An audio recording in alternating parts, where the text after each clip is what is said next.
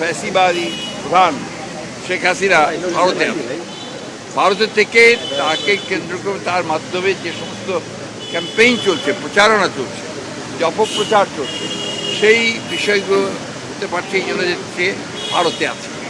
এই বিষয়টাকে ভারতের সরকারের সঙ্গে আলোচনা করার জন্য এবং তাকে ওই অবস্থা থেকে সরিয়ে দেওয়ার জন্য আমরা সরকারকে অনুরোধ করেছি। তারা ভারত সরকারের সঙ্গে নিয়ে কথা বলছে।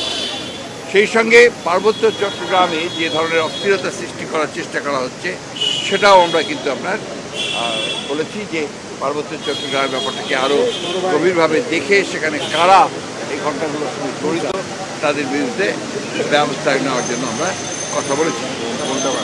আরেকটি কথা আমি বলি যে আপনার গুম খুনের সঙ্গে যারা জড়িত তারা এখনও ধরাছোঁয়ার বাইরে, তাদেরকে খুব কম, একমাত্র জিয়াউল হাসান ছাড়া আর কাউকেই ধরা হয়নি। আমরা মনে করি যে অবিলম্বে, দাবি জানিয়েছি যে অবিলম্বে তাদের সঙ্গে চিহ্নিত করে তাদেরকে গ্রেপ্তার করা হোক এবং তাদের বিরুদ্ধে ব্যবস্থা নেওয়া হোক।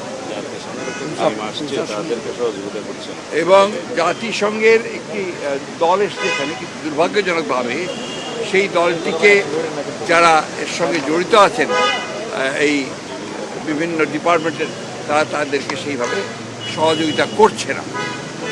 তৃতীয়ত হচ্ছে যে আপনার সম্প্রতি দুর্গা পূজাকে কেন্দ্র করে, সহজ উৎসবকে কেন্দ্র করে আপনারা লক্ষ্য করেছেন যে